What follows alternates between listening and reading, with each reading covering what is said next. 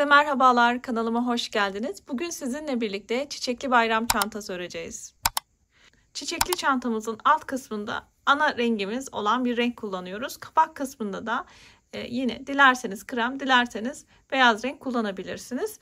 Çantamızın alt kısmı için X-Large marka bir amigurumi iplik kullanacağım. Şöyle hemen dokusunu size göstereyim. Bakın kalınlığı orta kalınlıktan bir tık kalın bir iplik. Metraj olarak bilgisini vereyim size. Sizler de ona göre tuhafiyelerden temin edebilirsiniz. 50 gram 110 metre uzunluğunda bir iplik. 50 gram bu iplikten arkadaşlar alt kısmını örmek için 2 adede ihtiyacımız var. Çünkü çantamızı örerken çift kat iplikle çalışarak öreceğiz. Şöyle hemen göstereyim. Bu şekilde çift kat iplikle çalışacağız. Bu şekilde çalışmamızın nedeni çantamızın bakın bu şekilde tok durmasını istediğimiz için çift kat iplikle çalışacağız. Yine aynı şekilde kapak kısmında da bakın 2 kat iplik kullanarak çalışacağız. Beyaz veya krem renkte tercih edebilirsiniz. Yine aynı marka tercih ettim. Çantamızın çiçek ve yaprak kısmındaki malzemelerimiz için de arkadaşlar çok az gramajda iplik kullanıyoruz. Bunun için herhangi bir gram vermeyeceğim. Elinizde böyle ufak yarım kalmış, arda kalmış iplikleri de rahatlıkla kullanabilirsiniz. Alt zemin için mutlaka elinizde 100 gram iplik bulunsun. Dediğim gibi bu şekilde ayrı ayrı 2 adet 50 gram iplikle örerseniz rahat örersiniz. Kapak kısmı için ise ortalama olarak 20 gram iplik yeterli oluyor. Çantamızın tığ seçimi için 2 adet tığa ihtiyacımız var. Biri 3,5 milim, diğeri de 3 milim. 3,5 milimi çift kat çalıştığımız yerlerde, 3 milimi de tek kat iplikle ördüğümüz yerlerde kullanacağız. Bir tane dikiş iğnesine açma kapama için yeri için mıknatıslı bu şekilde açma kapama mıknatıs aparatına, bunu yine tuhafiyelerden temin edebilirsiniz. Bir de makasa ihtiyacımız var. Gelelim çantamızın ölçülerine. Çantamızın şu şekilde en ölçüsü yaklaşık olarak 16 santim. Şöyle kapağından itibaren boy ölçüsü de yine yaklaşık olarak 15,5 santim. Çantamızın kulp uzunluğu ortalama olarak 66 santim.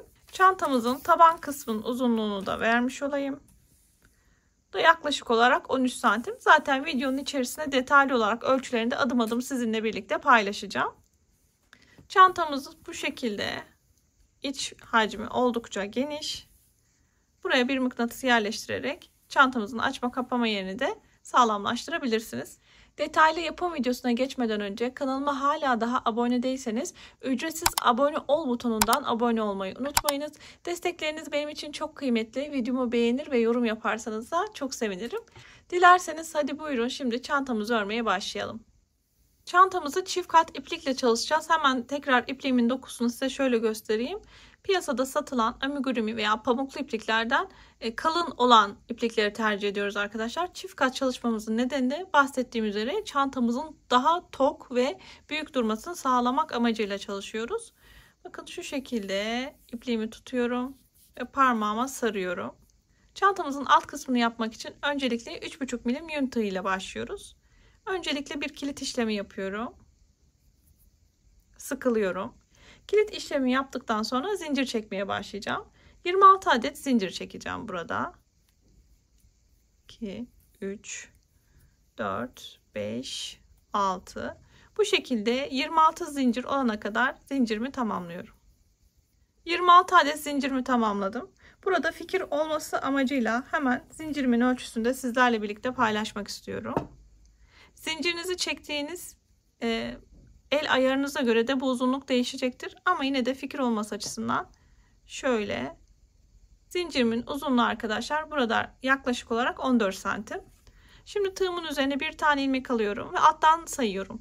1, 2, 3. 3 zincir saydıktan sonra 4. zincirimin dibine batıyorum. Arkadan ilmeğimi çıkartıyorum. Tığımda 3 tane ilmek var.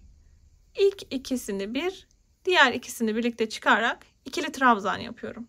Tekrar tığımın üzerine alıyorum ve dibine arkadaşlar tekrardan aynı noktaya batıyorum. Arkadan ilmeğimi çıkartıyorum.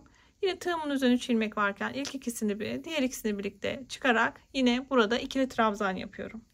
Tekrar tığımın üzerine alıyorum ve aynı noktaya tekrar batıyorum. Arkadan ilmeğimi çıkartıyorum. Yine bakın tığımda 3 ilmek varken ilk ikisini diğer ikisini birlikte çıkarak ikili trabzan yapıyorum. Bu modelimizde baştaki zinciri saymayacağız arkadaşlar. Buradaki zinciri saymazsak bakın 1, 2, 3 tane ikili trabzan yapmış olduk. Tığımın üzerine alıyorum ve daha sonra gelen zincirime batarak yine buraya bir tane ikili trabzan yapıyorum. Artık öğrendik. Tığımın üzerine aldım. Bir sonraki gelen ilmeğe tekrar batıyorum. Arkadan ilmeğimi çıkartıyorum. Bakın tığımda 3 ilmek varken ilk ikisini diğer ikisini birlikte çıkarak ikili trabzan yapıyorum. Bu şekilde zincirimin sonunda bir tane zincir kalana kadar her bir zincirime bir tane ikili trabzan yaparak sıra sonuna kadar devam ediyorum. Zincirimin sonuna doğru geldim. Bakın tek bir ilmek kaldı. Burada 3 zincir yaptıktan sonra bir ilmeğe arttırma yaptıktan sonra bakın şu aradaki zincir sayımız arkadaşlar 21 adet ikili trabzan yapmış olduk. Şimdi tekrar üzerine alıyorum. Buradaki son ilmeğime yani son zincirime batıyorum ve bir tane ikili trabzan yapıyorum. Tığımın üzerine bir tane daha ilmek alıyorum. Tekrar aynı noktaya batıyorum. Bu noktaya arkadaşlar 3 adet ikili trabzan yapacağız köşeye. Dolayısıyla bu köşelerde 3 tane ikili trabzan olacak. Başta ve sonda. Bakın aynı noktaya son zincirime 3 tane ikili trabzan yaptım. Tığımın üzerine alıyorum ve zincirimin karşı tarafına geçiyorum. Bu sefer her bir zincire yine bir tane ikili trabzan yaparak devam edeceğim. Burada her bir ikili trabzanın karşılığına gelecek zinciri arkadaşlar. Yine bir tane ikili trabzan yapıyorum. Sıranın sonuna kadar devam edeceğim. Bu aradaki ipliği de bu şekilde arasından yürüterek ipliğimizi de gizlemiş olacağız. Sıra sonuna kadar devam edelim. Evet, son ikili trabzanımı da tamamladım. Bakın arkadaşlar bu köşede arttırma yaptıktan sonra yine arada 21 adet ikili trabzan yapmış olduk. Şimdi bu sıramı birleştireceğim. Burada 3 zincir ile hatırlayalım. Başladığımız nokta vardı. Bu zincirin tepesine arkadaşlar batıyorum. 3. zincirime yani tepe noktasına batıyorum.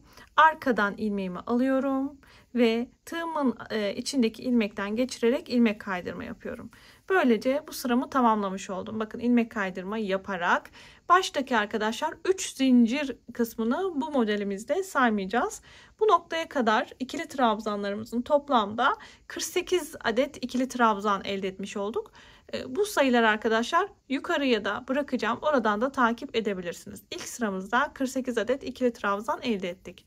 Bir üst sıraya geçerken 1, 2, 3 tane zincir çekiyorum. Tığımın üzerine bir tane ilmek alıyorum ve tam dibine batarak bir tane ikili trabzan yapıyorum. Yani 2 defa da çıkıyoruz. Tekrar tığımın üzerine alıyorum ve aynı noktaya tekrar batıyorum. Arkadan ilmeğimi çıkartıp 2 defa da çıkıyorum. Yani ikili trabzan yapıyorum. Bakın aynı noktaya 2 adet ikili trabzan yaptım. Tekrar tığımın üzerine alıyorum. Bu sefer bir sonraki ilmeğe batıyorum. Arkadan ilmeğimi çıkartıp bir tane ikili trabzan. Tekrar tığımın üzerine alıyorum. Aynı ilmeğe arkadaşlar tekrar batıyorum ve bir ikili trabzan daha yapıyorum. Yani 2 tane ayrı ayrı ikili trabzanla arttırma yapmış oldum. Tekrar tığımın üzerine alıyorum ve bir sonraki gelen ilmeğe batıyorum. Arkadan ilmeğimi çıkartıp bir tane ikili trabzan yapıyorum. Tığımın üzerine tekrar aldım. Aynı noktaya arkadaşlar tekrar batıyorum ve bir tane ikili trabzan daha yapıyorum. Bakın köşede toplamda 1, 2, 3 tane ikili trabzanla arttırma yaptım. Yani aynı deliğe ikişer defa ikili trabzan yaptım. Şimdi devam ediyorum. Tığımın üzerine alıyorum. Şimdi arkadaşlar her bir ilmeğe bir tane ikili trabzan yapacağım. Toplamda 21 adet ikili trabzan yapacağım ayrı ayrı.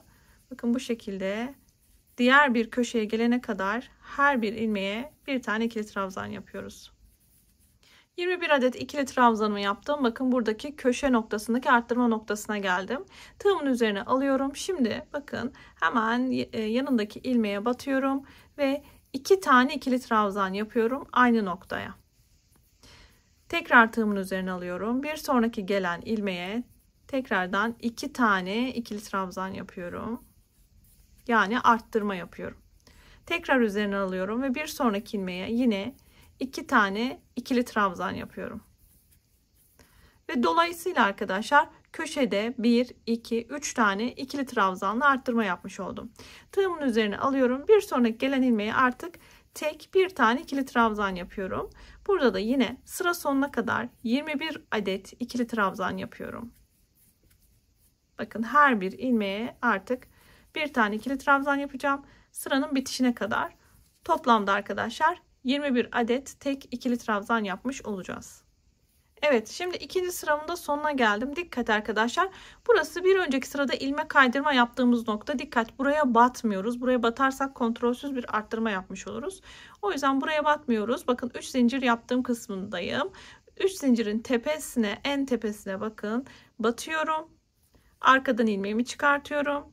Tığımın arasındaki ilmekten geçirerek ilmek kaydırma yapıyorum. Dolayısıyla arkadaşlar bakın burada ikili trabzanlı sıralarımda ikinci sırayı da tamamlamış oldum. Toplamda 54 adet ikili trabzan elde ediyoruz. Baştaki arkadaşlar 3 zinciri ikili trabzandan saymıyoruz. Dikkat. Şimdi burada hemen kolaylık olması adına arkadaşlarım takip ediyorlar ölçüsünü. Hemen metreyle de ölçüsünü vermek istiyorum. İkinci sıranın sonunda da arkadaşlar yaklaşık olarak 16 santim boyu ölçüsü elde etmiş olduk. Evet, ikinci sırada da toplamda 54 ikili trabzan elde ettik. Şimdi üçüncü sıraya geçerken 3 tane zincir çekiyorum yine. Tığımın üzerine bir tane ilmek alıp dibine batıyorum. Arkadan ilmeğimi çıkartıyorum. Tığımın üzerinde 3 tane ilmek varken ilk ikisini ve diğer ikisini birlikte çıkarak yine ikili trabzan yapıyorum. Hemen tığımın üzerine tekrar tığımın üzerine bir tane ilmek aldım. Hemen yanındaki ilmeğe batıyorum ve bir tane ikili trabzan yapıyorum.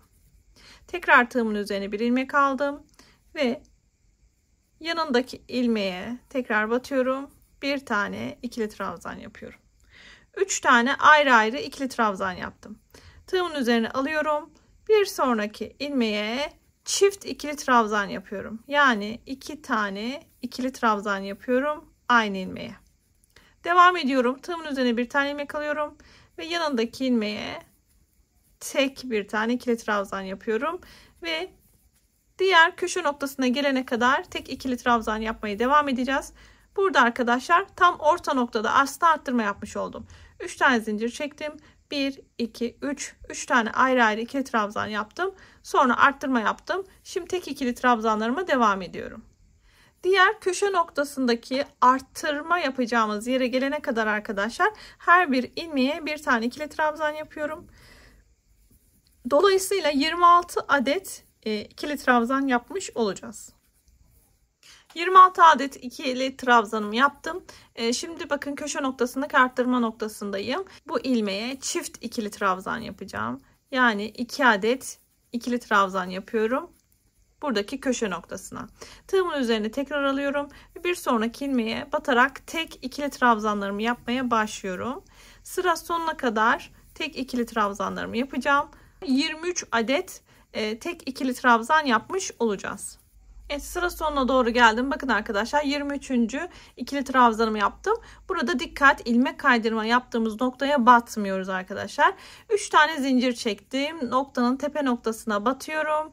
Arkadan ilmeğimi aldım ve tığımın içerisindeki ilmekten geçirerek bu sıramı da tamamladım. Şimdi buradaki 23 ikili trabzanımız vardı ve bakın ilk başta hatırlayın. 3 tane yaptığımız ikili trabzanlar var. Bunlarla birlikte aslında 24, 25, 26 tane bakın ikili trabzan olmuş oluyor. Arttırma noktalardaki köşeler arasında kalan ikili trabzan sayımız. Şimdi arkadaşlar bakın 3. sıramız da bitti. 3. sıramızın sonunda da toplamda 56 adet ikili trabzan elde ettik. Şimdi 4. sıradan devam ediyoruz. 3 tane zincir çekiyorum. Tığımın üzerine bir tane ilmek alıyorum ve tam dibine batarak bir tane ikili trabzan yapıyorum. Tekrar tığımın üzerine alıyorum ve bir sonraki ilmeğe tekrar bir tane ikili trabzan. Bu şekilde arkadaşlar her bir ilmeğe bir tane ikili trabzan yaparak sıra sonuna kadar devam edeceğim. Toplamda arkadaşlar sıra sonunda 56 adet ikili trabzan sayımı koruyacağım. Bu şekilde sıra sonuna kadar devam edelim. Sıra sonuna doğru yaklaştım. Bakın son ikili trabzanımı da yapıyorum. Ve buradaki ilmek kaydırma noktasına batmıyoruz. Dikkat. Zincirimin, bakın 3 zincir çektiğim zincirimin tepesine batıyorum. Arkadan ilmeğimi çıkartıp ilmek kaydırma yapıyorum. Dolayısıyla arkadaşlar 4. sıramı da bitirmiş oldum. Toplamda 56 adet ikili trabzan elde ettik. Bu şekilde arkadaşlar taban kısmımda 5 sıra düz öreceğim bu sıramla birlikte. Yani şöyle gelin bakalım. Şu an 4. sıradayız. 4, 5, 6, 7 ve 8. sırada dahil olmak üzere arkadaşlar 8. sıranın sonuna kadar her bir ilmeğe bir tane ikili trabzan gelecek şekilde örüyoruz. Her bir sıraya başlarken 3 zincir çekerek sıraya başlıyorum ve tam dibine yine ikili trabzan yapıyorum. Bitişlerde de arkadaşlar dikkat, ilmek kaydırma yaptığımız noktaya batmıyoruz. 3 zincir çektiğimiz zincirin tepesine ilmek kaydırma yaparak sıralarımızı bitiriyoruz. Bu şekilde 8. sıranın sonuna kadar her bir sırada bir tane ikili trabzan olacak şekilde örelim. Daha sonra arkadaşlar 9. sıranın başından devam edelim. Evet, 8. sıramı tamamladım. Şimdi 9. sıradan devam ediyorum. 3 tane zincir çekiyorum. 1, 2 ve 3. Şimdi bu sırada eksiltmelerimizi yapmaya başlayacağız. Tığımın üzerine bir tane ilmek alıyorum. Tam dibindeki noktanın, bakın bana bakan ilmeğin eksiltme yaparken ön loblardan alarak çalışacağız. Bu ilmeğin ön lobuna şöyle tığımdan geçiriyorum. Sonra hemen yanındaki ilmeğin de ön lobundan şu şekilde tığımı geçirdim. Arkadan ilmeğimi alıp ikisinin arasından geçiriyorum. Tığımın üzerinde 3 ilmek varken ilk ikisini ve diğer ikisini birlikte çıkartarak burada ikili trabzan yaparken ilk eksiltme işlemimi yapıyorum. Devam ediyorum. Tekrar tığımın üzerine alıyorum. Yanındaki ilmeğin, bakın bana bakan buradaki ön lobundan bir tane alıyorum. Hemen yanındaki ilmeğin ön lobundan daha, bakın 2 tane ilmek aldım. Arkasından alıp ilmeğimi bu iki lobun arasından geçiriyorum. Yine tığımda 3 ilmek varken ilk ikisini bir diğer ikisini birlikte çıkartarak ikili trabzan yapıyorum. Bakın dolayısıyla arkadaşlar ard arda 2 tane eksiltme yapmış olduk. Şimdi bir tane daha eksiltme yapacağım. Yine bakın birbiri ardına gelen ön loblardan 2 tane alıyorum. Arkadan ilmeğimi geçirip ikili trabzan yapıyorum. Dolayısıyla bakın sıranın başında 3 tane ard arda eksiltme yapmış oldum. Şimdi yanındaki ilmeğe batıp tek bir tane ikili trabzan yapıyorum. Diğer köşe noktasına gelene kadar bu şekilde her bir ilmeği bir tane ikili trabzan yaparak devam edeceğim. Buradaki köşe noktasındaki eksiltme bölümüne gelene kadar arkadaşlar her bir ilmeğe bir tane ikili trabzan yaparak toplamda 22 adet ikili trabzan elde edeceğiz. Evet, 22 adet ikili trabzanımı ördüm. Bakın şimdi köşe noktasındaki yine eksiltme bölümündeyim. Tığımın üzerine bir tane ilmek aldım ve bana bakan ön lobdan alıyorum. Yanındaki ilmeğin de ön lobunu alıyorum. İkisini birlikte ikili trabzan yaparak örüyorum. Tekrar tığımın üzerine alıyorum. Hemen yanındaki 2 ilmeği de bu şekilde birlikte alarak ikili trabzan yaparak örüyorum. Ve bir eksiltme daha yapacağım. Bakın hemen yanındaki ilmeklerinde bana bakan loblarından alıyorum ve ikili trabzan yaparak örüyorum. Köşe noktasında da ard arda 1, 2, 3 tane eksiltme yapmış oldum. Şimdi sıranın sonuna kadar arkadaşlar her bir ilmeğe bir tane ikili trabzan yapacağım. Toplamda 22 adet tek ikili trabzan yapmış olacağım. Bakın son ikili trabzanımı da yaptım. İlmek kaydırma yaptığım noktaya batmıyordum. Dikkat. Sırayı bitirmek için zincirimin, bakın tepe noktasına batıyorum. Arkadan ilmeğimi alıp ilmek kaydırma yaparak bu sıramı da bitiriyorum.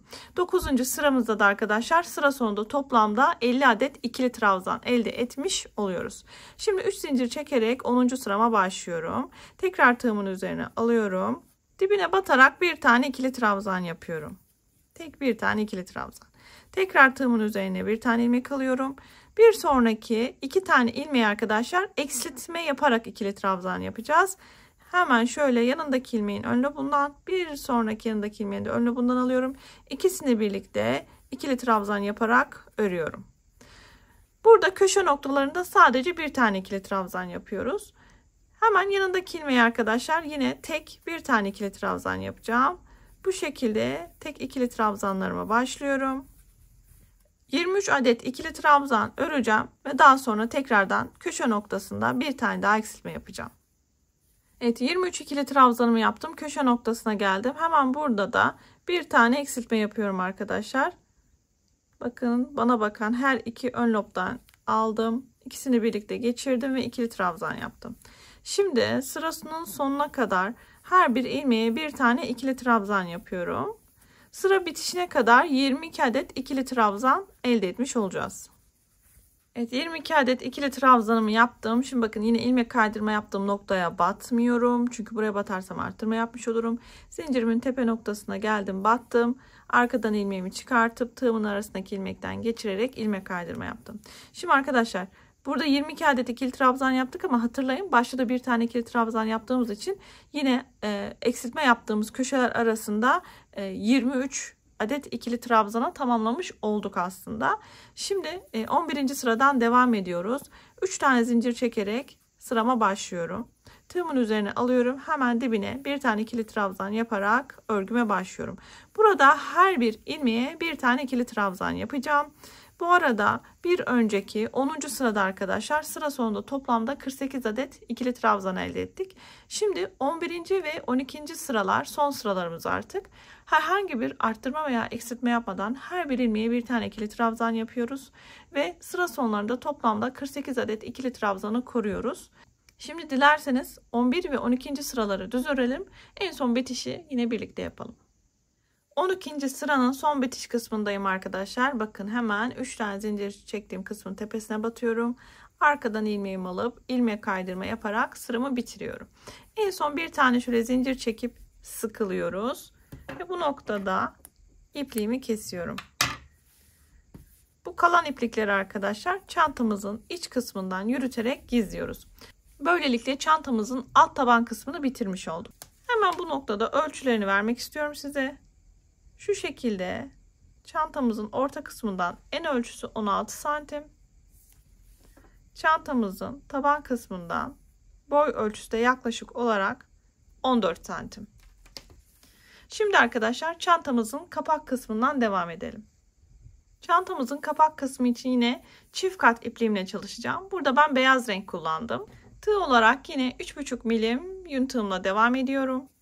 İpliğimi parmağıma doladım. Hemen şöyle bir tane sihirli halka yapacağım.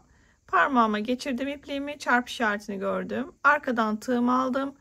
Şöyle bir tane ilmek aldım. Bir tane daha ilmek alıp şöyle sıkıcı şu noktadan tutup sihirli halkamı çıkardım. Şimdi bu noktada 1, 2, 3 tane zincir çekiyorum. Tığımın üzerine bir tane ilmek alıyorum ve sihirli halkamın içerisine bir tane ikili trabzan yapıyorum. Şimdi sihirli halkam biraz geniş oldu. Bunu biraz şöyle şuradaki ipliğini tutarak şöyle çekiyoruz. Kalan ipliği de keselim şöyle. Bizi çok rahatsız etmesin.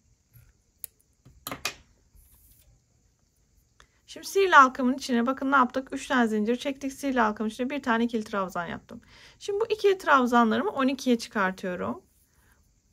Sihirli halkamın tam orta noktasına batarak 12 adet ikili trabzan yapıyorum. Örerken bir yandan da şöyle hafifçe halkanızı kapatabilirsiniz. Yavaş yavaş. Evet, ikili trabzanlarımızı 12'ye tamamlayalım. Evet, 12'ye tamamladım. Daha sonra şöyle sıkıca çekelim. Orta kısmında kapanacak. Şimdi arkadaşlar 12 ikili trabzan yaptıktan sonra bakın 3 tane zincir çektiğimiz kısım var. Bunun tepe noktasına batıyorum. Arkadan yine ilmeğimi alıp tığımın arasına ilmekten geçirerek ikili trabzan yapıyorum. Şimdi buradaki iplikleri de daha sonra arkadan gizleyeceğiz. İlk sırada bakın 12 ikili trabzana tamamladık. Baştaki 3 tane zinciri ikili trabzandan saymıyoruz. Bir üst sıraya geçerken 1, 2, 3 tane zincir çekiyorum. Tığımın üzerine bir ilmek alıyorum ve tam dibine batarak bir tane ikili trabzan yapıyorum. Tekrar tığımın üzerine alıyorum. Aynı noktaya arkadaşlar batıyorum. Bir ikili trabzan daha yapıyorum. Yani bakın, arttırma yapıyorum. Aynı ilmeğe çift ikili trabzan. Şimdi bu sırada her bir ilmeğe çift, yani 2 tane ikili trabzan yaparak sıra sonuna kadar devam edeceğim. Her bir ilmekte arttırma yapacağım. Sıra sonuna kadar geldim. Bakın toplamda 24 adet ikili trabzan elde ettim. Burada ilmek kaydırma yaptığım noktaya batmıyoruz arkadaşlar. Dikkat. Şimdi sıramı birleştireceğim. 3 tane zincir çektiğim zincirin tepesine bakın batıyorum. Arkadan ilmeğimi alıyorum. İlmek kaydırma yaparak ikinci sıramı da bitiriyorum. İkinci sırada da toplamda 24 adet ikili trabzana ulaştık. Üçüncü sıradan devam ediyorum. 1, 2, 3 tane zincir çekiyorum. Tığımın üzerine bir ilmek alıyorum. Ve tam dibine batarak bir tane ikili trabzan yapıyorum. Tekrar tığımın üzerine alıyorum. Bir sonraki ilmeğe batacağım şimdi.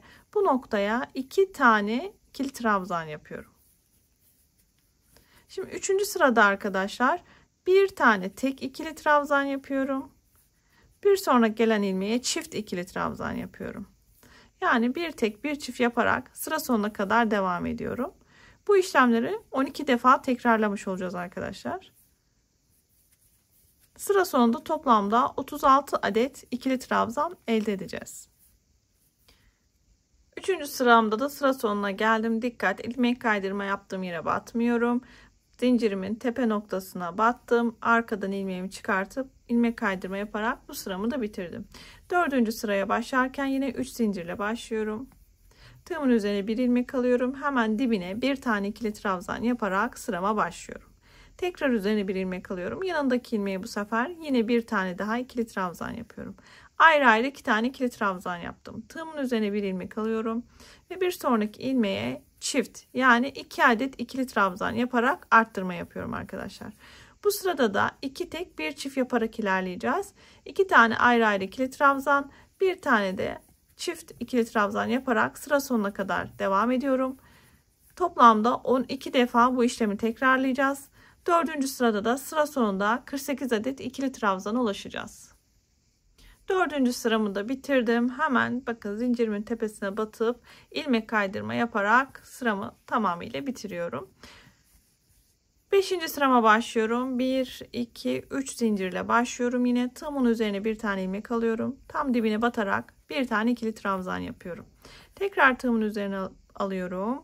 Bir sonraki ilmeğe batıyorum. Yine buraya da bir tane tek ikili trabzan. Tekrar tığımın üzerine aldım. Bir sonraki ilmeğe yine bir tane ikili trabzan. Bakın ayrı ayrı 3 tane ikili trabzan yaptım. Tekrar tığımın üzerine alıyorum. Bir sonraki ilmeğe çift batıyorum arkadaşlar. Yani 2 tane ikili trabzan yapıyorum. Bu sırada da 3 tek bir çift yaparak ilerleyeceğiz. Sıra sonuna kadar bu işlemleri tekrarlıyoruz. 12 defa bu işlemi tekrarlamış olacağız. 5. sıranın sonunda da 60 adet ikili trabzan elde edeceğiz. 5. sıramı da tamamladım. Şimdi ilmek kaydırma yaparak sıramı tamamıyla bitiriyorum arkadaşlar. Şimdi kapak kısmımızda kenarlarında kalan kısmı öreceğiz burada. Burada yapmamız gereken bir püf noktası var. Şimdi tek kat iplikle devam edeceğiz. Bir kat ipliğimizi buradan keserek çıkartacağız. Burada tığ numaramızda bir numara küçülteceğiz. 3,5 milim burada kullanıyordum. Kenarlarında arkadaşlar 3 milim tığımızla devam edeceğiz. Eğer elinizde 3 milim tığınız yoksa arkadaşlar 3,5 milim tığla da yine devam edebilirsiniz. Hemen burada da bir düğüm yapıyorum. Bu kalan ipliğimi daha sonra içerisinden yürüterek gizleyeceğim. Bir tane zincir çekiyorum. Hemen dibine batarak bir tane sık iğne yapıyorum. Tığımın üzerine bir tane ilmek alıyorum. Bir sonraki ilmeğe batarak arkasından ilmeğimi çıkartıyorum. Tığımın üzerine 3 ilmek varken üçünü birlikte örüyorum. Tekrar tığımın üzerine bir ilmek aldım. Aynı noktaya bakın bir önceki battığım aynı noktaya batıyorum. Arkadan ilmeğimi çıkartıyorum. Bu sefer 2'de çıkacağım. Tığımın üzerine 3 ilmek varken ilk ikisini bir, diğer ikisini birlikte çıkarak ikili trabzan yapıyorum. Tığımın üzerine bu sefer 2 defa doluyorum. 2 ilmek alıyorum. Dibine batıyorum. Arkadan ilmeğimi çıkartıyorum. Bakın tığımın üzerinde şu anda 4 tane ilmek var. Şöyle göstereyim. 4 ilmeğin ilk ikisini bir, diğer ikisini bir, en son kalan ikisini bir de çıkartarak toplamda arkadaşlar 3 defa da çıkıyorum. Bu noktada bir tane zincir çekiyorum. Tığımın üzerine tekrardan 2 tane ilmek doluyorum. Aynı noktaya tekrar batıyorum. Arkadan ilmeğimi çıkartıyorum. Yine tığımın üzerinde 4 tane ilmek var. 3 defa da çıkacağım yine. İlk ikisini biri, diğer ikisini bir ve en son ikisini bir çıkarak bitiriyorum. Tığımın üzerine bir tane ilmek alıyorum. Dibine batıyorum. Arkadan ilmeğimi çıkartıyorum. Bu sefer arkadaşlar 2 defa da çıkacağız. Normal ikili trabzan yapıyorum. Tekrar tığımın üzerine alıyorum. Aynı noktaya tekrar batıyorum. Bu sefer yarım trabzan. Yani tığımın üzerine 3 ilmek varken üçünü birlikte aynı anda çıkıyorum. Ve bakın ilk kısmımı bitirdim. Şimdi burada bir tane ilmek atlıyorum. İkinci ilmeğe batıyorum ve sık iğne yapıyorum. Bakın ilk kısmını yapmış olduk. Hadi gelin bir sonrakini tekrar birlikte yapalım. Tığımın üzerine bir tane ilmek alıyorum. Bakın hemen sık iğne yaptım buraya. Sık iğne yaptığımın yanındaki ilmeğe batıyorum. Arkadan ilmeğimi çıkartıyorum. Tığımda 3 ilmek varken üçünü birlikte örerek yarım trabzan yapıyorum. Tığımın üzerine bir ilmek aldım. Dibine battım. Arkadan ilmeğimi çıkardım. Bu sefer 2 defa da çıkıyorum. İkili trabzan yapıyorum yani. Tığımın üzerine bir ilmek aldım. Bir ilmek daha aldım. 2 defa. Dibine battım. Bu sefer arkadaşlar bakın tığım üzerine 4 ilmek varken 3 defa da çıkacağım. 1 2 ve 3. Şimdi bir zincir çekiyorum. Tığımın üzerine 2 defa da doluyorum. Tekrar dibine batıyorum. Arkadan ilmeğimi çıkartıyorum. 4 ilmek varken 1 2 3 defa da çıkıyorum. Tığımın üzerine bir ilmek, yine dibine batıyorum. Tığımda 3 ilmek var. Şimdi ikili trabzan yapıyorum. Ve son işlem, tığımın üzerine bir ilmek alıyorum. Dibine battım. Arkadan ilmeğimi çıkardım. Üçünü birlikte çıkarak yarım trabzan yapıyorum. Ve bu modelimde, ikinci modelimi de yaptım. Şimdi yanındaki ilmeğe atlıyorum. İkinci ilmeğe sık iğne yapıyorum. Bu şekilde arkadaşlar devam edeceğiz. Modelimizi yapacağız. Alttan bir ilmek atlayıp ikinci ilmeğe sık iğne, sonra modelimizi vermeye aynı bu döngüde devam ediyoruz. Dilerseniz bir tane daha yapalım. Daha iyi anlaşılması adına. Bakın sık iğne yaptım. Hemen üzerine aldım. Bir sonraki ilmeğe batarak yarım trabzan yapıyorum. Tığımın üzerine aldım. Aynı ilmeğe battım. Bu sefer ikili trabzan. Bu sefer tığımın üzerine 2 tane ilmek doladım. Aynı noktaya battım. Bu sefer 3 defa da çıkıyorum. 1 2 ve 3. Arada bir zincir. Tığımın üzerine 2 defa doladım. Aynı noktaya battım. Yine 3 defa da çıkacağım. 1 2 3. Tığımın üzerine bir defa doladım. Battım. Şimdi ikili trabzan. Ve son olarak tığımın üzerine aldım. Aynı noktaya tekrar batıp yarım trabzan yapıyorum. Bir ilmek atlıyorum. İkinci ilmeği sık iğne yaparak devam ediyorum. Evet, 10 tane modele tamamladım arkadaşlar. Şimdi bu noktada en son bakın sık iğne yaptım. Bir sonraki ilmeğe ilmek kaydırma yapıyorum. Yani ilmeğimi alıp tığımın arasından bu şekilde geçiriyorum. Şimdi dikiş için uzunca bir iplik bırakıp kesiyorum. Geçelim. Şimdi çantamızın alt kısmını tamamladık. Kapak kısmındaki beyaz kısmını da tamamladık. Şimdi arkadaşlar süslemeleriyle devam ediyoruz. Çiçeğimizi yapmaya başlıyoruz. Bunun için sarı renkte iplikle başlıyorum orta kısmını yapmak için. Şimdi burada tek kat iplik kullanıyorum. Tığ numaramda dolayısıyla 3 milim tercih ediyorum. Hemen sihirli halka yaparak başlıyorum. Şöyle ipliğimi doladım. Çaprazı gördüm. Tığımı arkasından geçirdim. Bir ilmek daha aldım. Şimdi sihirli halkamın içerisine arkadaşlar sık iğne yapmaya başlıyorum. Şöyle sık iğnelerimi yaparken bir yandan da sihirli halkamı kapatacağım. İlk sık iğnemi yaptım. Dairenin içerisine batıyorum. İkinci sık iğnem 3 4 5 ve 6. Sihirli halkamı sıkıca şöyle çekiyorum ipliğini. Şimdi ilmek kaydırma yaparak hemen sık iğnenin tepesine batıyorum. İlk sık iğnenin tepesine battım. Arkadan ilmeğimi aldım. İlmek kaydırma yaptım. Dolayısıyla ilk sıramı bitirdim. Bir zincir çekiyorum ve tam arkadaşlar dibine batacağım.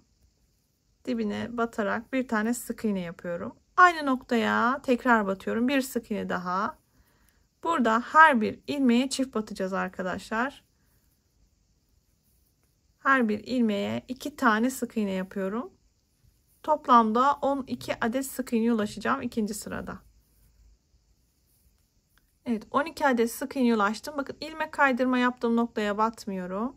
Hemen ilk zincirle başladığım kısmın tepesine batıyorum. Battım, arkadan ilmeğimi çıkardım ve tığımın arasından geçirdim. Sarı kısmını tamamladık. Şimdi pembe kısmına devam ediyoruz. Şöyle pembe ipliğimi aldım, parmağıma doladım. Hemen buradaki ilmeğimin arasından geçiriyorum. Bir tane zincir çekiyorum. Dibine, tam dibine batarak ilk sık iğnemi yapıyorum. Şimdi burada sarı ve pembe ipliğimi arkadan düğüm atacağım. Sarı ipliğimle bir işim yok. Artık koparabilirim. Şöyle düğüm atıyorum ki sökülmesin. Şimdi devam ediyorum. Bir tane sık iğne yapmıştım. Bir sonraki ilmeğe çift batıyorum. Yani 2 tane sık iğne birden yapıyorum. Bu şekilde arkadaşlar bir tek sık iğne, bir diğer ilmeğe çift sık iğne, yani 2 tane sık iğne yaparak sıra sonuna kadar devam ediyorum. Sıramın sonuna doğru geldim. Bakın ilmek kaydırma yaptığım noktaya batmıyorum. Hemen zincir ve sık iğne yaptığım noktanın tepesine batıyorum. Şöyle arkadan ilmeğimi çıkartıp tığımdan geçirerek ilmek kaydırma yapıyorum. Ve dolayısıyla arkadaşlar 3. sıramı da bitirmiş oldum. Bir zincir çekiyorum ve tam dibine bir tane sık iğne yaparak sırama başlıyorum. Bu noktada bir tane sık iğne yaptım. Yanındaki ilmeğe bir sık iğne daha, 2 tane ayrı ayrı sık iğne. Yanındaki ilmeğe arkadaşlar çift batıyorum. Yani 2 tane sık iğne birden yapıyorum. Bu sırada da 2 tek, yani 2 tane ayrı ayrı sık iğne, bir diğer noktaya ise arttırma yaparak devam edeceğim. 2 tek, bir çift, sıra sonuna kadar bu şekilde devam ediyorum. 4. sıramda sıra sonuna geldim. Bakın ilmek kaydırma yaptığım noktaya batmıyorum artık. Hemen tepe noktasına batıp arkadan ilmeğimi çıkartıp ilmek kaydırma yapıyorum. Şimdi devam ediyorum. Bu noktada artık çiçeğimizin son sırasını yapacağız. 1, 2, 3 tane zincir çekiyorum. Tığımın üzerine bir tane ilmek alıyorum. Tam dibine arkadaşlar batıyorum. Arkadan ilmeğimi çıkardım. Tığımın üzerinde 3 ilmek varken ilk ikisini diğer ikisini birlikte çıkartarak ikili trabzan yaptım. Tığımın üzerine tekrar bir ilmek aldım. Aynı noktaya tekrar batıyorum ve bir ikili trabzan daha yapıyorum. Bakın 3 zincirle başladım ve dibine batarak 2 tane ikili trabzan yaptım. Tığımın üzerine bir ilmek alıyorum. Bir sonraki ilmeğe batıyorum. Şimdi bu ilmeğe de 2 tane ikili trabzan yapıyorum. Tekrar tığımın üzerine alıyorum. Bir sonraki ilmeğe yine 2 tane ikili trabzan yapıyorum. Bakın 3 tane ayrı ayrı arttırma yaparak ikili trabzanlar yaptım. Şimdi bir sonraki ilmeğe arkadaşlar batıyorum ve bir tane sık iğne yapıyorum. Devam ediyorum. Tığımın üzerine alıyorum. Şimdi bir sonraki ilmeğe yine ikili trabzanlar yapmaya başlıyorum. Bir ikili trabzan, aynı ilmeğe bir ikili trabzan daha. Tığımın üzerine alıyorum. Bir sonraki ilmeğe batıyorum. Yine 2 tane ikili trabzan yapıyorum aynı noktaya. Tığımın üzerine alıyorum. Tekrar bir sonraki ilmeğe yine 2 tane ikili trabzan. Yani çiçeğimizin arkadaşlar bu kısımlarında 3 tane ayrı ayrı 2'şer tane ikili trabzan yapıyoruz. Bir sonraki ilmeğe sık iğne yapıyorum. Aralarda sık iğne var. Tığımın üzerine aldım. Bir sonraki ilmeğe çift ikili trabzan yapıyorum. Bu çift ikili trabzandan ayrı ayrı ilmekleri arkadaşlar 3'er tane yapıyorum. 2. Şimdi sonuncu ilmeğe yine 2 tane ikili trabzan. Aralarda ne? Bir sonraki ilmeğe sık iğne yaparak aralara sık iğne konduruyorum. Bu şekilde devam edelim. Evet, son ilmeğim kaldı arkadaşlar. Bir tane sık iğne yapıyorum ve son bitişte bakın şu noktaya, ilmek kaydırma yaptığım noktaya tekrar batıyorum ve ilmek kaydırma yaparak çiçeğimi tamamlıyorum. Dikiş için yine uzunca bir iplik bırakıp kesiyorum. Evet, çiçeğimizi de tamamlamış olduk. Şimdi yapraklarıyla devam edelim. Dal ve yaprak süslemeleri için yeşil renkte ipliğimi kullanıyorum. Yine 3 milim tığımla devam ediyorum. Bu noktada kilit işlemi yaparak başlıyorum. Ve zincir çekiyorum. 19 adet zincir çekiyorum. 1, 2, 3, 4, 5, 6, 7, 16, 17, 18, 19.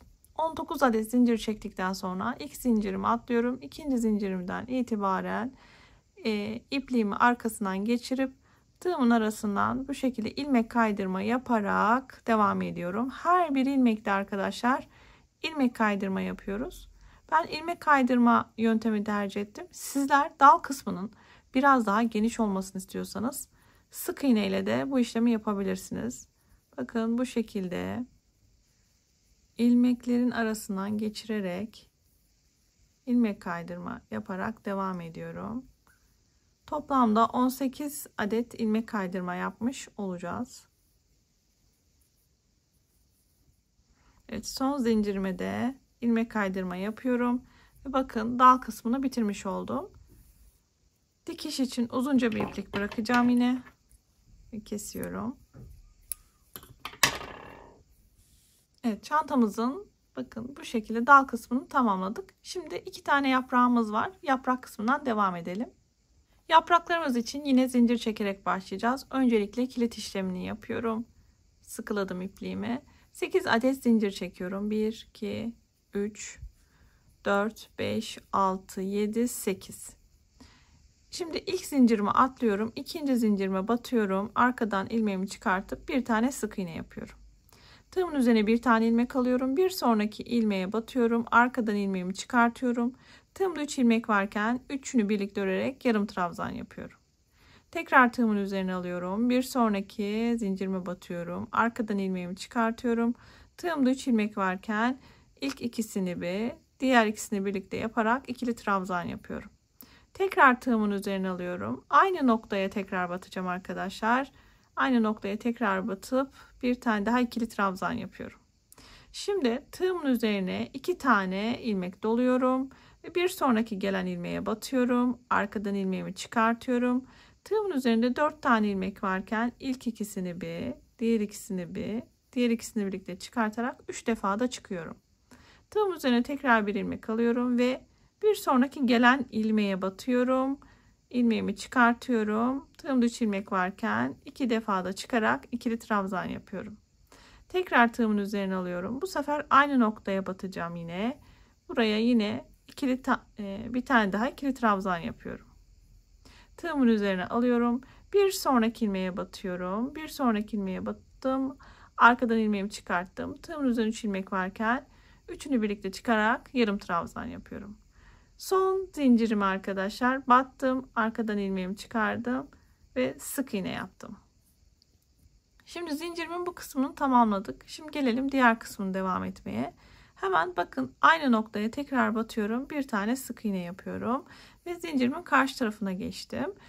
Tığımın üzerine bir tane ilmek alıyorum. Hemen gelen, şimdi her bir yaptığımız işlemin aynısını karşı tarafa da yapacağız arkadaşlar.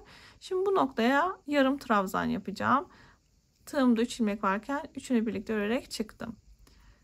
Tekrar tığımın üzerine bir ilmek alıyorum. Şimdi bir sonraki ilmeğe 2 tane ikili trabzan yapacağım. Aynı noktaya. Bakın 2 tane ikili trabzan yapıyorum. Şimdi tığımın üzerine 2 defa doluyorum. Bir sonraki ilmeğe batıyorum. Arkadan ilmeğimi çıkartıyorum. Tığımda 4 ilmeğim varken 3 defa da çıkıyorum arkadaşlar. Tığımın üzerine bir ilmek alıyorum. Şimdi yine ikili trabzanlar yaptığım kısımdayım. Bir sonraki ilmeğe batıyorum ve buraya 2 tane ikili trabzan yapıyorum.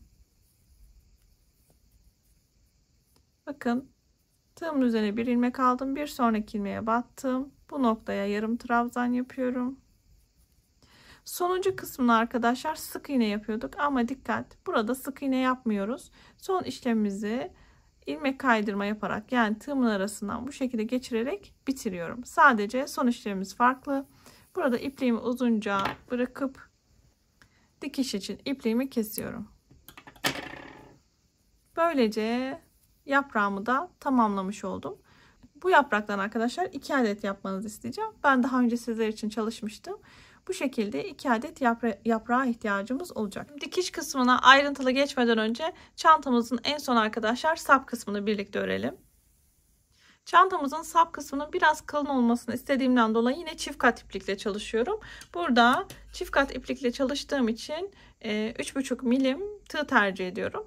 Dikiş için bir miktar böyle uzunca bir iplik bırakıyorum. İlk kilit işlemi yaparak başlıyorum.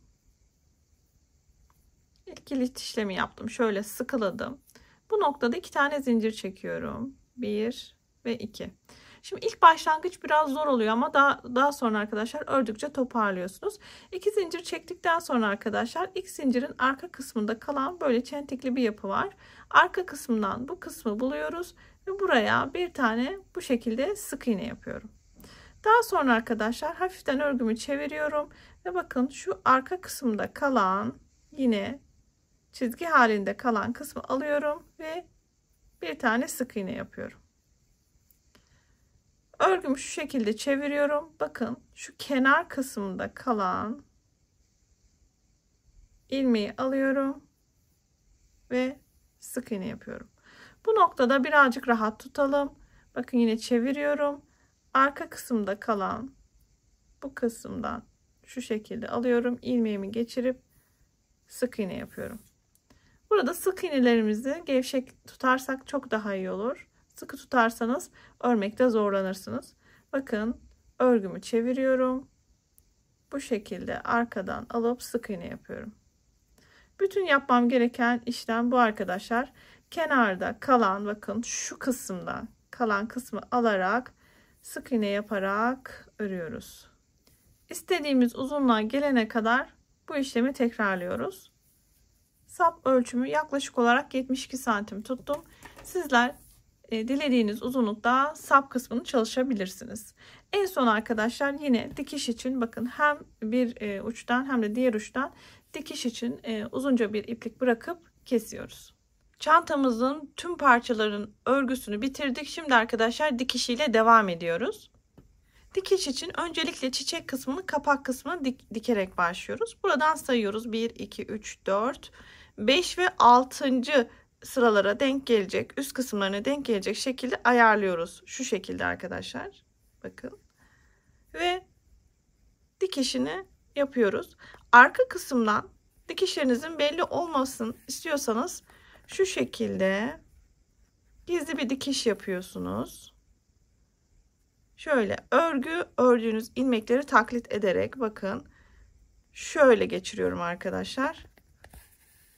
Bu şekilde dikerseniz arka kısmında herhangi bir pembelik de görünmemiş olur ve örgünüz temiz gözükür. Çok uç kısmından dikmiyorum. Birazcık kenar kısmının biraz iç kısmından dikerek devam ediyorum. Bir çember halinde bu şekilde tüm çiçeğin çevresini dönüyorum. Dikiş yaparken ufak bir püf noktası vereyim. İpliğinizi çok çekiştirmeyin arkadaşlar. Eğer çok çekme yaparsanız büzme yapar. O yüzden ördüğünüz ilmekleri taklit ederek ve birazcık gevşek bırakarak dikiş işlemine devam edelim. Çiçek kısmının dikişini tamamladık. Şimdi kapak kısmını dikeceğiz. Şimdi burada da bir püf noktası var arkadaşlar. 3 zincirle başladığım kısım arka kısma gelecek. Diğer kısım ön tarafta olacak. Şöyle zincir kısmını başlangıç noktasına aldığımız kısmı arka kısma alıyoruz. Burası ön kısım. Hemen kapak kısmını şu şekilde yerleştiriyorum. Zaten bakın şu noktalar ön kısımda olacak. Şöyle tutuyorum. Yine aynı şekilde dikiş işlemini yapıyorum. Yerleşimi tamam olduktan sonra kenarlarından uç noktalarından dikmeye başlıyorum. Yine aynı şekilde dikiyoruz arkadaşlar. Beyaz ipliğin iç kısmından belli olmasını istemiyorsanız bu şekilde ön kısımlarından alarak dikiş işlemine devam ediyoruz. Burada biraz daha kolay çiçeği dikmekten. Şu şekilde kapak kısmını arka kısmından tüm ilmekleri dolanarak devam ediyoruz. Evet, bir tam tur daire halinde döndüm. Şimdi bir de arkadaşlar şuradaki kısım var. Bu kısımda bu şekilde açıklık kalsın istemiyorum. Dolayısıyla hemen şuradan birkaç yerden de dikişini sağlayarak buraya da sabitliyorum. Şu şekilde yine iç taraftan dikiş işlemini sağlayabilirsiniz.